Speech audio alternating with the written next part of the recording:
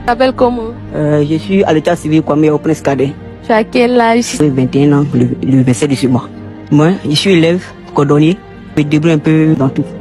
Là où je sais que ma mère peut arriver pour me donner l'argent seulement, je mets là-bas. Quelle classe?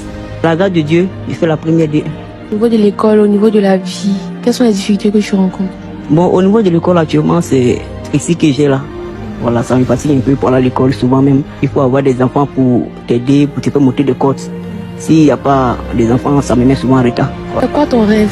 Actuellement, il y a deux rêves. Hein. Le premier, c'est être banquier de ma vie. Voilà. De compter les billets. Le billet du pays. Deuxième rêve, président de mon pays. De gouverner la Côte d'Ivoire. Ah, forcément. Aujourd'hui, nous, on n'a pas grande chose. J'ai pensé à toi en t'envoyant des documents qui vont t'aider l'année prochaine. Vu que tu fais la première D, tu vas réviser dès maintenant un peu d'eau, de la supérieure. Attendez un peu. L'année prochaine, prends mon bac pour vous dire merci. Même. L'histoire, vraiment, je viens de loin. La femme avec qui je vis, c'est ma mère adoptive. Je suis pas né handicapé. Un jour, question des enfants, j'étais sous la pluie et puis elle s'amusait un peu. Ce jour, je suis tombé et puis il n'y a plus la chance de me relever sur mes deux pieds.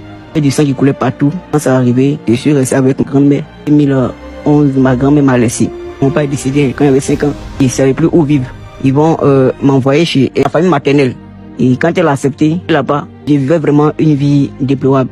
Je tirais l'eau au puits, je nettoyais souvent la maison. Là où je dormais, la porte était trouée, il y avait des mi-pattes qui rentraient, qui pleuvaient. Mon corps était gâté. J'étais obligé de quitter la maison, puis aller dormir à l'église. Depuis 2012, j'apprenais déjà un métier, le métier de la cordonnerie, que je me défendais un peu. J'ai décidé quand d'aller à l'école, les gens qui étaient dans la cordonnerie, j'ai pris ça, et puis j'allais faire mon extrait.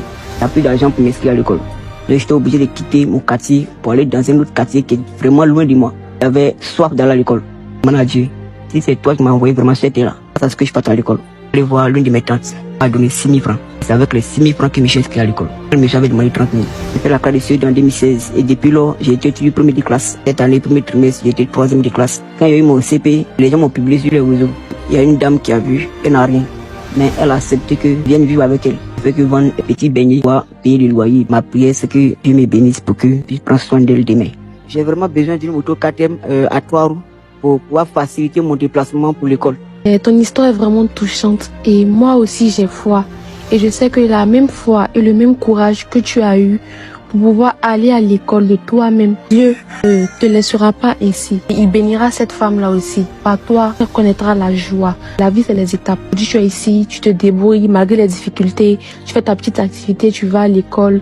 Demain, Dieu permettra que tu puisses réaliser de grandes choses. C'est tout pour aujourd'hui. N'oubliez pas, vos actions, même les plus petites, sont des motivations pour certains. Bisous!